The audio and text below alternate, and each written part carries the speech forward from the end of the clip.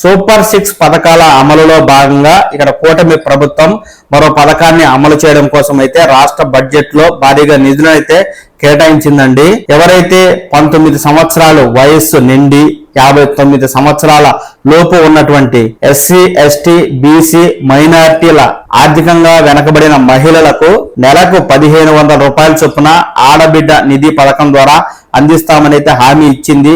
మహిళలకు ఆర్థిక స్వాతంత్ర్యం, స్వావలంబన కల్పించడంలో భాగంగానే ఈ ఆడబిడ్డ నిధి పథకాన్ని తీసుకొచ్చామని అప్పట్లో కూటమి నాయకులు చెప్పగా, తాజాగా అధికారంలోకి వచ్చిన కూటమి ప్రభుత్వం బడ్జెట్ లో ఈ పథకానికి భారీగా అయితే నిధులు కేటాయించారండి. 2024-25 బడ్జెట్ కు గాను 3,341 వేల కోట్ల రూపాయల నిధులను అయితే బడ్జెట్ లో ఈ పథకానికి కేటాయించారు.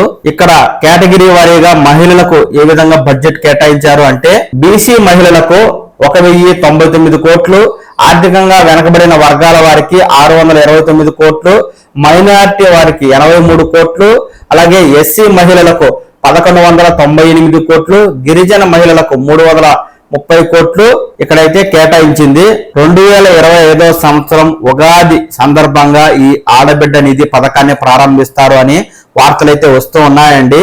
గతంలో వైసీపీ ప్రభుత్వం చేయూత పథకం ద్వారా ఈ ఎస్సీ, ఎస్టీ, బీసీ, మైనారిటీ మహిళలకైతే ఏడాదికి 18,000 రూపాయలను ఇచ్చేది. ఇక్కడ కూటమి ప్రభుత్వం మహిళలకు నెలకు 1,500 రూపాయల చొప్పున ఇస్తామని హామీ ఇచ్చింది. ఈ విధంగా చూసుకున్న ఏడాదికి మహిళలకు అయితే 18,000 రూపాయలు అయితే వస్తుంది. ఈ పథకాన్ని ఉగాది పండుగ సందర్భంగా ప్రారంభిస్తారు అని తెలుస్తూ ఉంది. ఇప్పటికే బడ్జెట్ లో నిధులను కేటాయించిన నేపథ్యంలో ఖచ్చితంగా కొత్త సంవత్సరంలో ఈ పథకాన్ని అయితే కొత్తగా ప్రారంభిస్తారని మనకు వార్తలు అయితే వస్తూ ఉన్నాయండి. ఈ ఆడబిడ్డ నిధి పథకానికి సంబంధించి రాష్ట్ర ప్రభుత్వం ఏదైనా తాజా నిర్ణయం తీసుకుని గైడ్లైన్స్ వంటివి రూపొందించి విడుదల చేసినట్లయితే ఆ తాజా సమాచారాన్ని ఈ పవన్ టాక్స్ తెలుగు ఛానల్ ద్వారా నేను మీకు తెలియజేస్తాను.